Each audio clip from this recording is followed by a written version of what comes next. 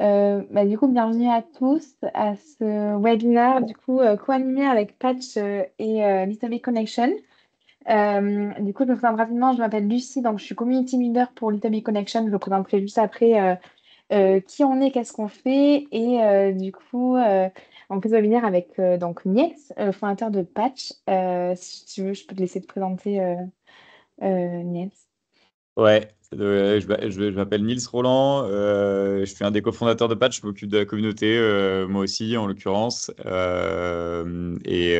donc je suis ravi d'être là aujourd'hui. Et on va parler donc IA et donc voilà et potentiel pour les freelances. Trop bien. Trop cool. On peut commencer rapidement par une présentation de Little Big Connection, pour introduire un peu le sujet. Après, je laisserai Nice prendre le relais sur le côté IA. Je sais pas, pour ceux qui ne connaissent pas, donc nous sommes une plateforme de mise en relation entre les freelances et les entreprises de grands comptes. Ça fait aujourd'hui 13 ans qu'on existe. Donc on travaille avec que des entreprises de notre CAC 40. Donc, ça peut être Decathlon, Veolia, LVMH, c'est très sur beaucoup de domaines différents. Bonjour à tous ceux qui nous rejoignent. Bonjour. Je vois qu'il y en a pas mal. On présente rapidement Little Big Connection et après, on passera sur le sujet principal du webinaire. On est aujourd'hui dans 50 pays différents, donc on permet aux entreprises du monde entier de travailler avec des experts du monde entier aussi. Donc nous, on a ce rôle de connecter ces deux parties. Comment ça marche? C'est très simple. C'est en 4 étapes. Il suffit de s'inscrire sur la plateforme gratuitement. Vous avez le QR code juste ici. Vous pouvez candidater au projet qui vous intéresse. Donc, une fois que vous créez votre compte, vous avez accès à tous les appels d'offres des entreprises. Donc, ça peut être des missions plutôt dans la tech, le digital, l'IT, c'est assez diversifié. Si votre dossier est sélectionné, vous, réalisez d'entretien de qualification avec nos équipes aussi qui sont là pour vous accompagner dans la préparation de cet entretien.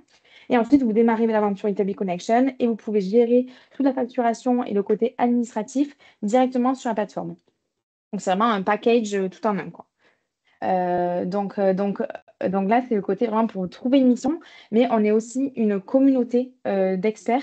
Enfin, on essaie de créer une communauté, c'est pour ça qu'on est là aujourd'hui aussi, c'est pour vraiment essayer de vous accompagner au mieux dans votre expérience et dans votre carrière de freelance. On a des contenus, on a une newsletter mensuelle, des offres avec des partenaires, comme avec Patch aujourd'hui, puisqu'on a 15%. On a aussi le plus grand groupe LinkedIn de France. On publie des missions chaque semaine et des événements. Vous pouvez flasher le QR code justement là et le rejoindre si vous le souhaitez. Donc voilà, et on organise aussi, juste la dernière slide, pas mal d'événements en France. Donc par exemple, en 2024, on a rassemblé plus de 10 000 freelances partout en France. Voilà, on a vraiment cette volonté de créer une communauté, de vous fédérer, de vous faire vous rencontrer parce qu'on sait que c'est une pratique assez solitaire, donc d'être freelance, donc ça peut être des fois compliqué. Donc, on a vraiment ce rôle de fédérateur et c'est pour ça aussi qu'on est là aujourd'hui avec Patch et Nils. Et je te laisse la parole. Trop bien. Ben, je prends le relais, ça fait sens. Donc nous, on est aussi une communauté. On est une communauté qui est née avec le futur du travail il y a 4 ans, dans l'idée de dire à tous les indépendants, toutes les personnes qui bossent seules, qu'il y a aussi une manière de bosser collectivement, de se rassembler, et que c'est la meilleure des manières pour réussir, en fait, hein, tout simplement. Évidemment, il faut avoir du job et gagner des sous, mais on a vraiment eu un socle sur la rencontre avec Patch quand on a démarré. Et donc, nous, on a démarré avec une proposition de valeur qui était beaucoup sur des événements physiques. C'est notre spécialité. En fait, tous les jeudis, dans 5 villes de France, on a des événements physiques, qui soient des meet-up, des dîners, des sessions de cowork. C'est notre socle, en fait, vraiment notre infrastructure chez Patch, qui nous permet aujourd'hui de démarrer une nouvelle histoire depuis l'année dernière sur les sujets donc d'IA générative, avec deux socles, un peu un socle d'apprentissage et un socle de mise en pratique, de vraiment de mettre les mains dans le cambouis et donc de pas juste regarder une formation sur Internet. Et ça se passe pendant des événements physiques. On a quelques formations en ligne, mais je vous en parlerai plus tard. Mais par exemple, le 27 mars dernier, avec un des éditeurs de logiciels dont je parlerai pendant la présentation, on a organisé un mini hackathon. Et on a toujours cette logique de faire des petits groupes pour que les gens se parlent, pour que les gens se rencontrent. Mais à la fin de l'événement, donc première partie, vous aviez des tables par 10 où vous pouviez parler avec des gens sur des sujets d'IA. La deuxième partie, c'était des experts qui étaient venus avec un project manager de Penny Lane qui nous parlait comment ils implémentent dans leur boîte l'IA générative. Et en troisième partie, c'était un hackathon dans lequel on avait des lots. Mais en fait, les gens, ce qui leur a plu, c'est qu'ils ont vraiment mis les mains dans une solution d'IA générative. Et à la fin, ils avaient créé une petite app. C'est exactement ce qu'on veut. C'est lier le côté très humain de rencontre, de ne pas rester solo devant son ordi et se dire ah, je regarde des vidéos YouTube ou je regarde toutes les news qui passent sur l'IA générative. J'en parle avec des gens physiquement, et donc je prends le temps. Et vous aider à réellement l'intégrer, l'adopter. Donc ça, c'est les deux promesses qu'on a avec Patch.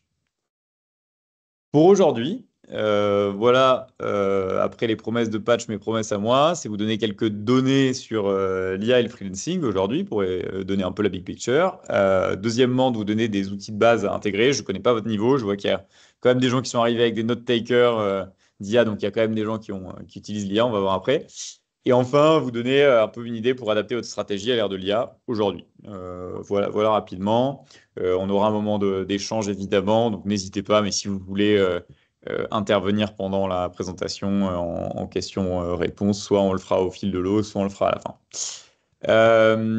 Juste pour démarrer un mini sondage, j'ai deux questions pour vous. Qui utilise l'IA quotidiennement au-delà des personnes qui sont arrivées avec un note taker aujourd'hui? Voilà, n'hésitez pas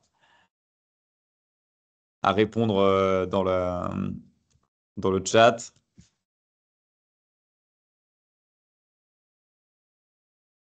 Ok, oui, Ça dépend. Imad qui dit oui, pas moi, oui, pas moi. c'est un peu les deux. J'imagine qu'il y a deux, Ouais. il y a deux publics. Il y a des gens qui sont déjà un peu intéressés et des personnes qui le font. Ouais. Ok. Donc, première question. Deuxième question.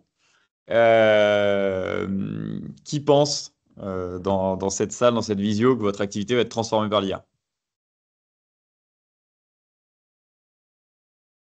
C'est en cours? Oui. Je vois des pouces. Moi. Ouais. Bon, vous êtes assez conscient de ce qui est en train de se passer. Ok. Pas transformé, mais plus efficace. Ouais, ouais, c'est un genre de transformation. Pas transformé, mais accompagné, augmenté. Ok, très, très, très intéressant. Génial. Bah, écoutez, on passe à l'action, du coup. Et c'est pour ça qu'on est là, ouais, ouais, Marius, absolument. Donc, je démarre une première partie aujourd'hui sur les bases de l'IA, en fait. Qu'est-ce qui fait le croisement entre l'IA et le freelancing? Je démarre par une citation de Sam Altman que certains d'entre vous connaissent, j'imagine. Il y a une blague, grosso modo, entre plusieurs boss de la tech dans la Silicon Valley qui dit quand est-ce que grâce à l'IA, on aura une entreprise d'une seule personne, quoi, constituée d'une seule personne qui vaudra 1 milliard de dollars. Et ça, c'est aussi le sujet d'un bouquin. Je vous enverrai ou on l'enverra dans le mail récap qui s'appelle du coup The Single-Handed Unicorn, qui veut dire à peu près la même chose et qui veut dire grosso modo que le potentiel de l'IA générative sur votre activité, en tout cas sur le fait que vous soyez seul, est monstrueux. Donc aujourd'hui, vous pouvez faire des choses que une équipe de 10 personnes pouvait faire il y a 6 mois. Et c'est pour ça qu'on fait cette présentation aujourd'hui. C'est pour ça que Patch existe. C'est quelque chose de très fort. Il y a une transformation de la société qui est à venir. Donc ça, c'est juste pour l'introduction. Les chiffres, globalement, c'est que, et on l'a vu là dans le mini-sondage, mais il y a 86% des freelances qui veulent se former sur l'IA. Il y a un gros besoin au niveau corporate de ressources en IA, que ce soit pour transformer les processus, que ce soit pour adopter, que ce soit pour construire maintenant des agents. On en parlera plus tard. Et enfin, chose importante pour vous et pour nous, c'est qu'il y a une grande proportion en fait, des travailleurs qui sont indépendants qui utilisent l'IA versus les salariés. Tout simplement parce que si vous êtes salarié, même si vous faites du shadow IT, que vous utilisez ChatGPT sans le dire à votre boss, si c'est pas autorisé, mais c'est pas autorisé. Alors que vous êtes vos propres boss, ou vous pouvez l'être si vous n'êtes pas encore indépendant, et donc vous avez le droit d'utiliser ces outils qui ont un potentiel monstrueux sur votre productivité, votre valeur sur le marché. Donc ça, c'est trois infos clés qui font que le boom du freelancing est en train de nourrir la révolution IA et inversement. Alors rapidement, sur l'intelligence artificielle, et on parle beaucoup d'IA générative dernièrement, puisqu'on a dépassé un peu le premier niveau qui était sur les NLP, et maintenant on a des outils qui ont été très démocratisés depuis novembre 2022, mais qui sont depuis, je dirais, depuis quelques mois en train d'arriver beaucoup plus fort que juste ChatGPT d'un point de vue cas d'usage, et on va en voir aujourd'hui. Mais qu'est-ce que c'est l'IA? C'est un assistant, c'est là pour, pour vous augmenter, pour vous aider, voilà. Euh, c'est là pour accélérer votre productivité, votre production, mais c'est pas votre intelligence émotionnelle aujourd'hui, c'est pas, ça n'a pas de jugement critique, et certains modèles hallucinent encore, de moins en moins certes, mais il y a des choses qui sont fausses, qui sortent des LLM, donc vous avez votre rôle à jouer, votre rôle d'architecte, comme on dit beaucoup maintenant, mais c'est ça qu'il faut retenir globalement. Pourquoi l'IA est incontournable pour vous aujourd'hui? Pour trois raisons. Déjà, vous gagnez du temps. Je ne sais pas comment vous organisez vos journées, mais en termes de gain de temps pour des tâches sur lesquelles vous n'avez pas de valeur ajoutée, c'est monstrueux. Sur la valeur ajoutée, elle est clé puisque vous pouvez créer de nouveaux services. Vous pouvez vous détacher du fait que ce soit votre taux horaire qui soit appliqué. Vous pouvez créer de nouveaux services un peu automatisés. On en parlera plus tard. Et enfin, sur les attentes clients, mais il y a soit de nouvelles attentes, parce qu'en face de vous, vous avez soit des outils automatiques, soit de nouvelles solutions, soit des agents IA, etc., soit des nouveaux besoins. Donc il y a deux nouveaux standards et attentes, et nouveaux besoins qui sont liés à l'IA qui va être intégré chez les corporates. Donc tout ça, ce triptyque-là fait que de toute façon, vous devez vous y intéresser, mais j'ai l'impression que c'était assez clair en introduction dans vos retours. Donc deuxième partie de cette presse, c'est plutôt sur des outils concret à tester dès maintenant, dont je vais vous parler pour automatiser des tâches, structurer vos idées et donc être meilleur dans vos échanges avec vos clients. Alors, trois usages d'abord concrets, et là je parle de trucs très basiques, évidemment, mais d'une part, c'est rédiger vos contenus, quels qu'ils soient. Donc vos pitchs clients, des presses commerciales, des posts pour les réseaux sociaux, peu importe, mais tous les contenus, comme celui que je vous montre aujourd'hui. Moi, j'utilise beaucoup Gamma, on en parlera après. Mais il faut vraiment intégrer ça parce que vous allez gagner un temps fou et votre journée va être plus longue. Après, vous en faites ce que vous voulez, mais c'est important. Pour structurer vos idées, moi, je sais que tous les matins, mes plans d'action ou mes roadmaps ou mes to-do, j'utilise soit Claude, soit ChatGPT. Je parlerai des outils après, hein. Donc, structuration d'idées, c'est très important. Vous pouvez brainstormer avec de l'IA. Par exemple, même s'il y a une hallucination, si vous lui donnez beaucoup de contenu que vous avez en tête, quelque chose que je fais beaucoup, c'est l'oralité, puisque maintenant, peu importe que ce soit par ChatGPT sur l'iPhone, par exemple, ou aussi il y a une manière de le faire sur les desktops, sur votre Mac ou sur votre PC, je ne sais pas ce que vous utilisez, mais c'est de parler. Et donc, vous pouvez donner beaucoup d'informations et ça permet de brainstormer ensuite sans parler d'hallucination. Et enfin, d'automatiser beaucoup de choses sur lesquelles vous n'avez aucune valeur ajoutée, donc c'est-à-dire administratif, vos emails, vos prises de rendez-vous, des relances commerciales si vous en faites, des relances pour d'autres sujets si vous en faites aussi. Donc tout ça, c'est trois cas d'usage, je dirais, majeurs. D'emblée, je pense il faut les traiter, quoi. Ça, c'est le début de l'histoire. Ensuite, je parle d'outils. Je ne parle pas d'outils trop techniques là. C'est des outils que vous pouvez tester dès aujourd'hui. J'imagine, comme à peu près tout le monde, mais vous avez déjà intégré ou testé ChatGPT. Donc, côté LLM, création de contenu, ChatGPT, Claude, Mistral, j'ai pas nommé DeepSeek, j'ai pas nommé Hugging Chat, mais enfin, les principaux là. Et moi, j'ai une petite préférence sur la création de contenu pour Claude, mais chacun après a ses préférences. Sur l'organisation, là, j'ai nommé trois outils que vous utilisez aussi peut-être. Notion AI, donc c'est tout le boulot qui a été fait par Notion sur l'intelligence artificielle, c'est-à-dire qu'il va vous créer d'emblée des structures de base de données, des fiches Notion, des paragraphes entiers sur la base d'un prompt que vous lui donnez. Donc ça, si vous utilisez Notion, il faut absolument le tester dès aujourd'hui. Fathom pour je vois qu'il y en a des note takers en fait dans la visio, en fait, c'est des enregistreurs de visio qui vont faire des transcripts texte de rendez-vous et qui vont ensuite en faire des comptes rendus. Donc vous n'avez plus besoin de faire votre rendez-vous, prendre des notes, vous poser après, il fait tout. Donc ça, c'est des outils qui sont très puissants. Il y en a plein. J'ai juste noté un pour que vous ayez l'idée. Et Superhuman, pour ceux qui ne l'utilisent pas ou qui n'ont pas déjà utilisé, ça, c'est plutôt un outil email type Gmail, Outlook, dans lequel il y a de l'IA nativement intégrée. Et là, vous allez pouvoir avoir un tri de vos mails, savoir ce qui est important, pas avoir une inbox avec des milliers d'emails. Et ça, c'est quand même assez agréable. Et ça permet d'avoir un peu moins de charge mentale. Donc ça, c'était le côté administratif dont je parlais avant. Et enfin, sur le design, bon là, j'imagine que vu la trend qu'il y a eu sur les blisters et les personnages, tout le monde a testé plus ou moins. Puis avant, il y avait le studio Ghibli, mais ChatGPT avec 4O a eu donc un générateur d'images euh, qui, honnêtement, est extrêmement utile, notamment pour des métiers de designer, hein, effectivement. Pas forcément pour créer des starter packs, mais c'était une manière aussi de démocratiser l'usage, donc c'est pas mal. Midjourney a été un peu dépassé par ce cas d'usage-là, mais c'est quand même très bon pour faire de l'image et du visuel. Et enfin, Canva, quand même, pour des usages basiques, je ne sais pas s'il y a des personnes, mais j'imagine qui utilisent Canva dans la salle.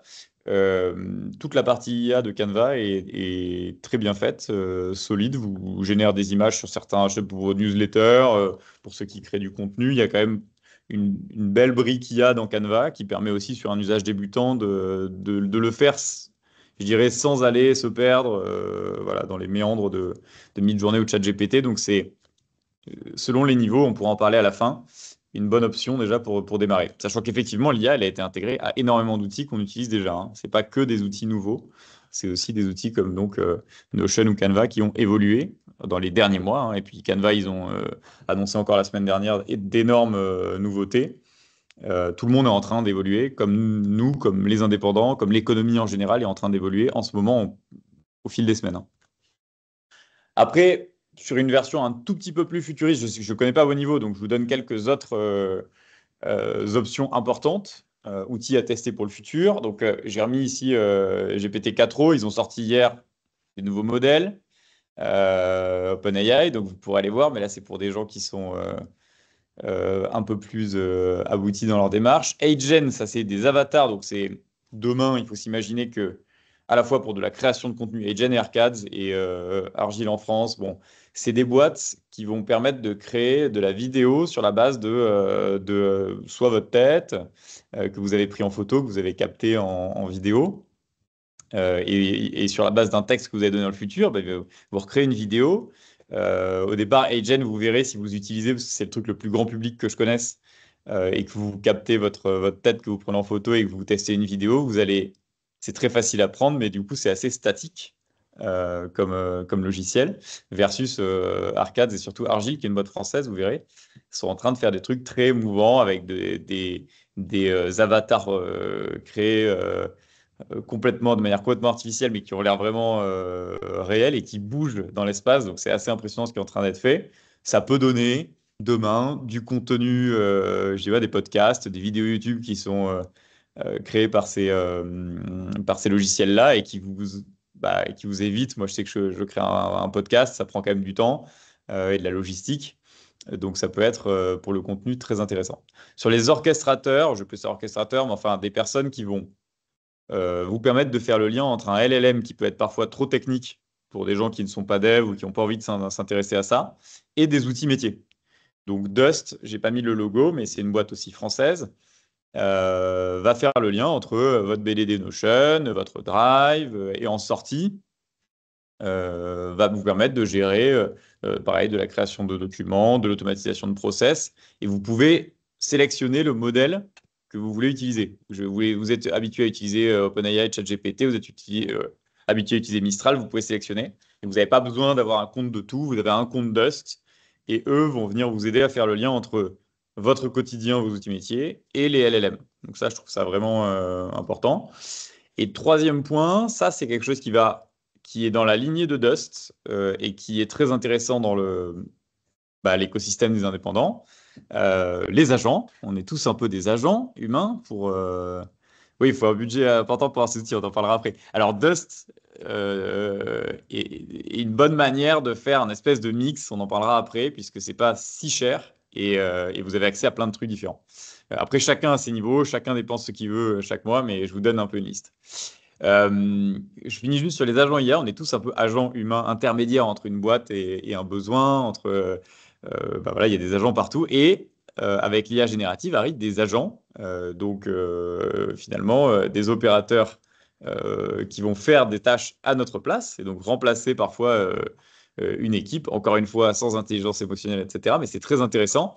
Je vous invite à tester Operators d'OpenAI et Manus, donc c'est manus.lm, le site. Mais voilà, si vous tapez Manus AI, vous verrez.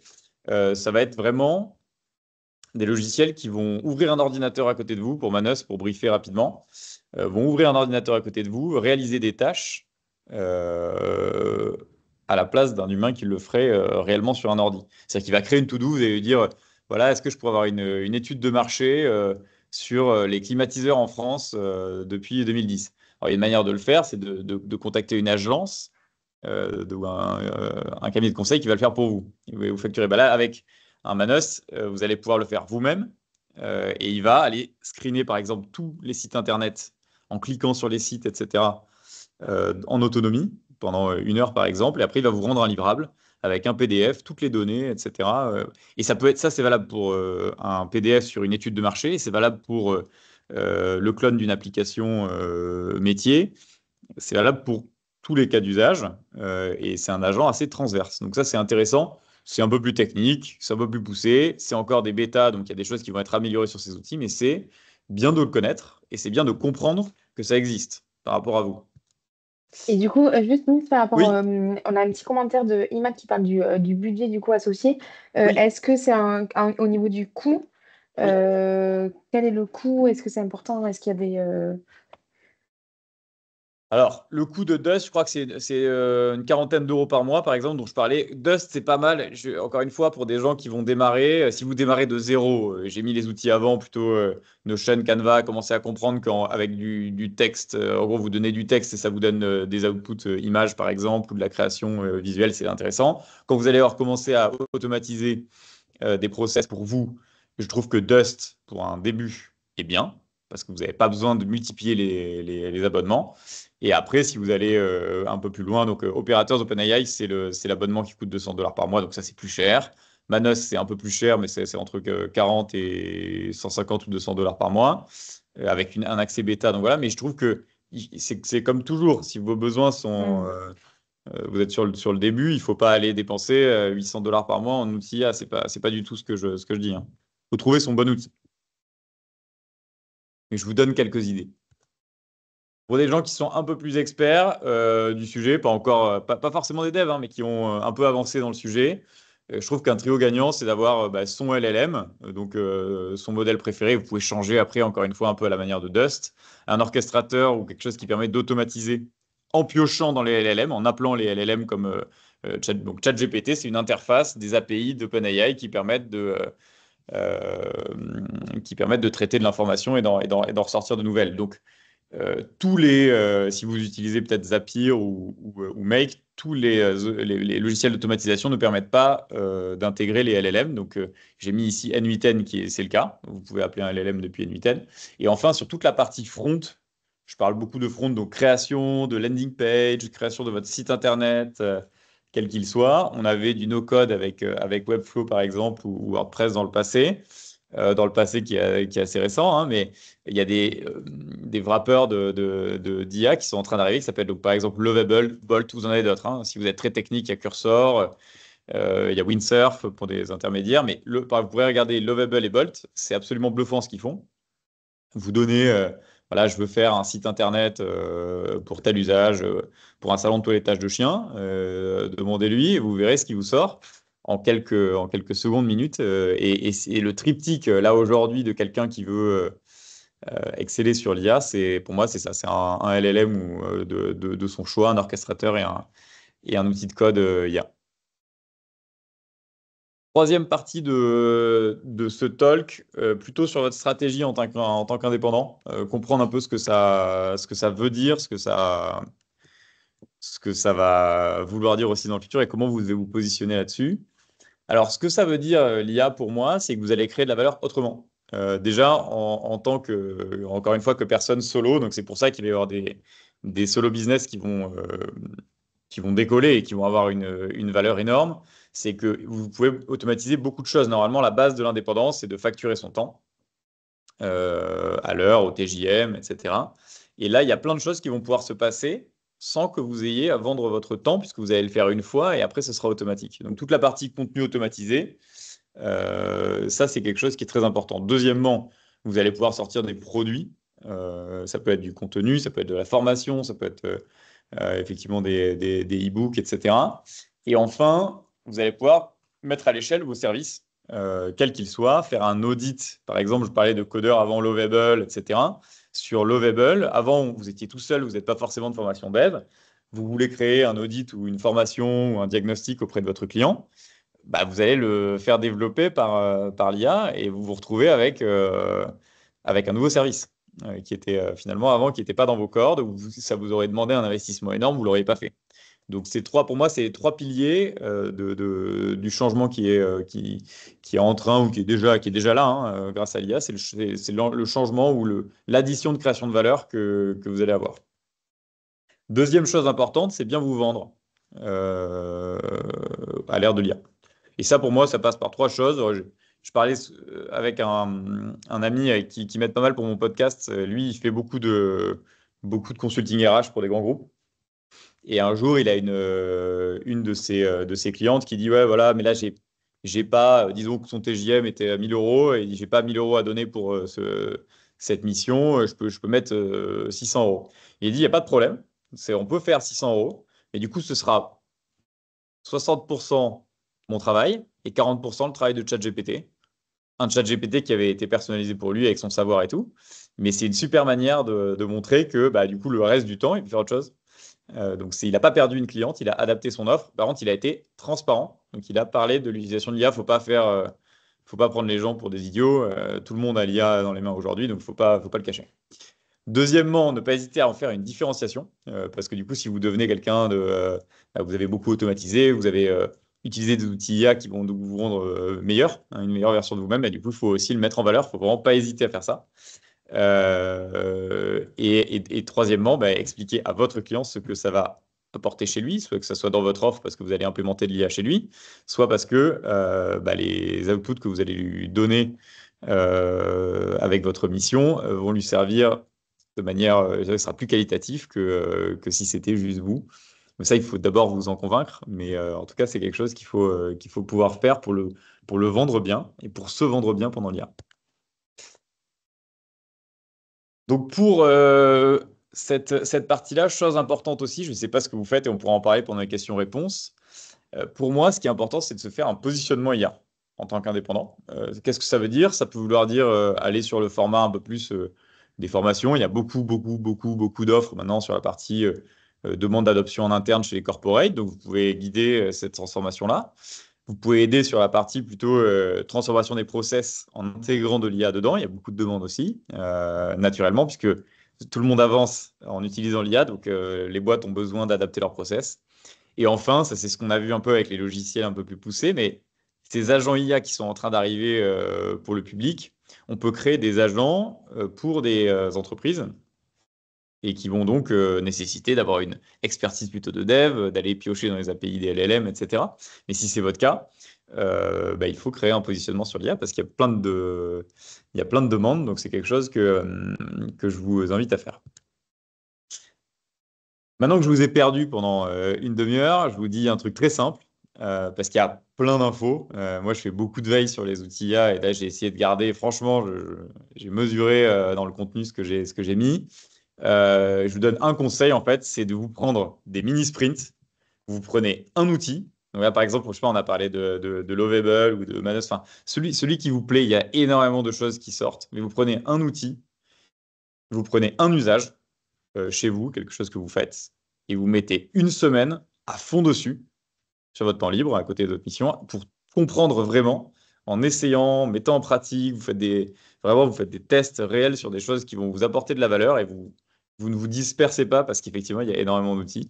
Donc, ça peut être Dust, on a parlé de Dust aussi tout à l'heure, vous automatisez un usage, une chose que vous faites avec Dust en une semaine, par exemple, c'est quelque chose qui peut vous permettre de démarrer simplement et pas se perdre. Donc, petite to-do pour vous, si vous voulez vous la noter. Moi, je serais vous, je ferai une petite cartographie de mes tâches, en gros, où je sers à rien. Moi, j'en fais encore. Donc, j'ai encore du boulot à faire, mais j'ai bien progressé. Identifiez là où vous êtes très bon. Parce qu'encore une fois, toute la partie intelligence émotionnelle, toute la partie front office, vous n'avez pas votre client et tout, vous allez la garder. Donc, euh, profitez de ça. Automatiser, donc. Voilà, c'est à ça que ça sert. Et enfin, du coup, profitez parce que vous allez avoir plus de temps, soit pour vous, soit pour faire autre chose, soit pour d'autres projets, soit pour encore une fois lancer une nouvelle offre. Vous en faites ce que vous voulez, mais vous aurez plus de temps. Quelques conseils maintenant pour terminer. En ce moment, il y a énormément d'événements sur l'IA, de toutes sortes, que ce soit en ligne, la preuve aujourd'hui, physique, nous on en organise aussi énormément, qui vont vous permettre de rencontrer des personnes expertes du secteur, des startups qui bossent sur des sujets d'innovation énormes, vous former sur ces outils, partager avec d'autres personnes qui ont les mêmes problématiques que vous, et enfin, rencontrer des clients qui ont de nouveaux besoins, ce dont on a parlé. Donc ça, c'est quelque chose qu'il faut faire et mettre dans votre routine. Conseil pour ceux qui ne connaissent pas, utiliser Luma. Luma qui est donc une plateforme d'événements mais qui a une catégorie sur l'IA et ça marche bien. C'est là-bas que je trouve qu'il y a les meilleurs événements. Donc regardez, nous on met les nôtres aussi dessus. Je ne dis pas ça pour ça. Mais en tout cas, c'est une bonne manière de vous trouver des bons événements dans votre ville sur l'IA. Si ça vous dit, nous, on envoie des mails donc, sur des astuces IA, comme j'ai pu faire aujourd'hui, avec parfois un peu plus de niveau. Ça, c'est notre mailing list pour celles et ceux qui veulent s'inscrire, sachant qu'on la mettra, je pense, dans le mail récap de la visio aujourd'hui. Donc, si vous n'arrivez pas à voir le QR code ou qui ne marche pas ou je ne sais quoi, on vous enverra un lien juste après. Et peut-être avec Lucie, on peut, avant de prendre les questions, finir sur le fait qu'effectivement, on a ce partenariat. Donc, ça fait quelques temps qu'on l'a. Là, on a augmenté notre réduction sur les offres qu'on propose. Donc, toutes les offres de patch, vous avez 15% de réduction grâce à Little Big Connection. N'hésitez pas à en profiter. Vous avez une landing qui explique tout. Je trouve que ce partenariat se fait bien parce qu'il y a cet aspect chez Little Big Connection qui est très humain, de vouloir rassembler les gens, d'être à taille humaine, de faire le lien entre des besoins corpaux et les indépendants. Donc, on se retrouve bien dans les valeurs avec Lucie. Donc, je suis ravi. Et si vous voulez, on peut passer à des questions. Je serais ravi de répondre maintenant que j'arrête de faire le moulin à parole. Ouais, merci beaucoup, Nils. N'hésitez pas à les poser dans notre chat, du coup, ou à prendre la parole. Les deux seront très bien.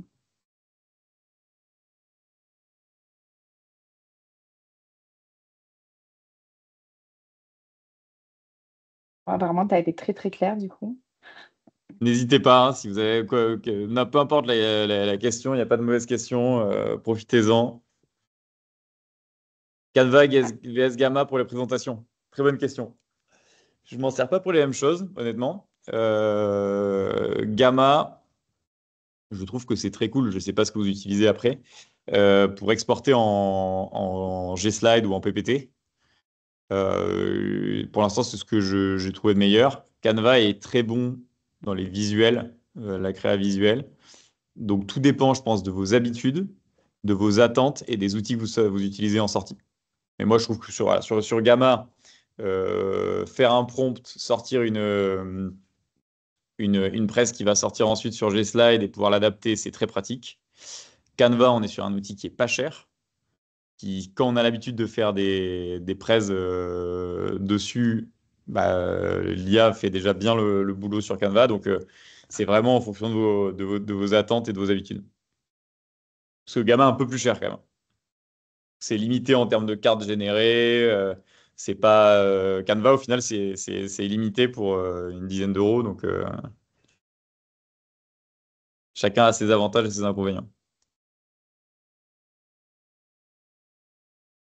Est-ce que vous avez d'autres questions, quelles qu'elles soient?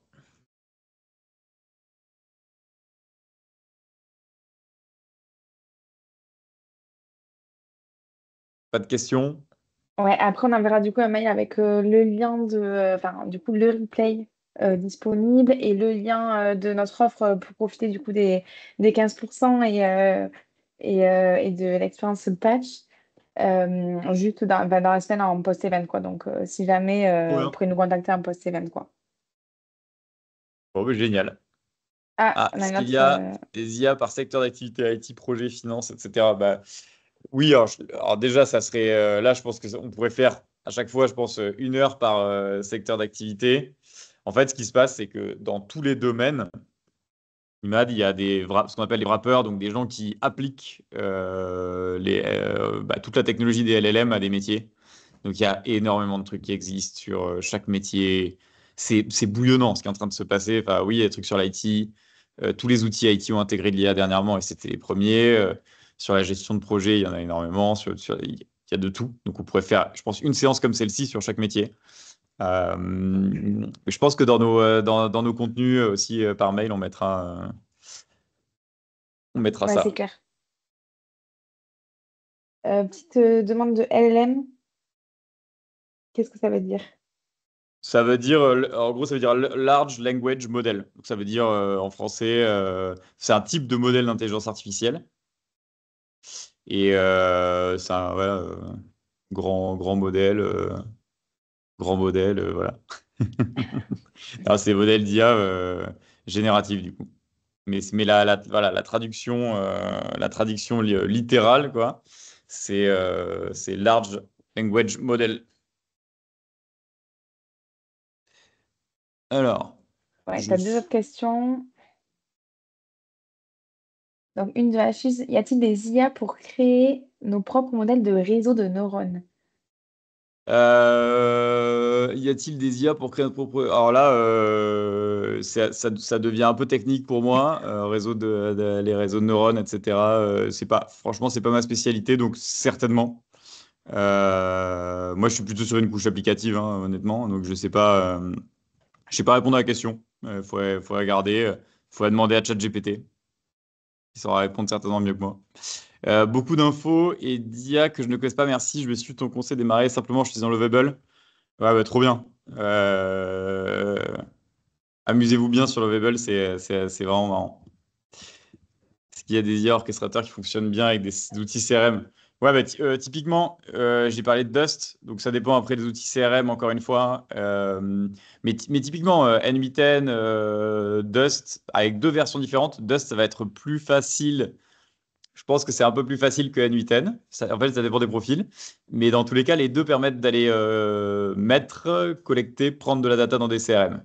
Tout dépend du CRM. Voilà. Et c'est typiquement ce genre de logiciel.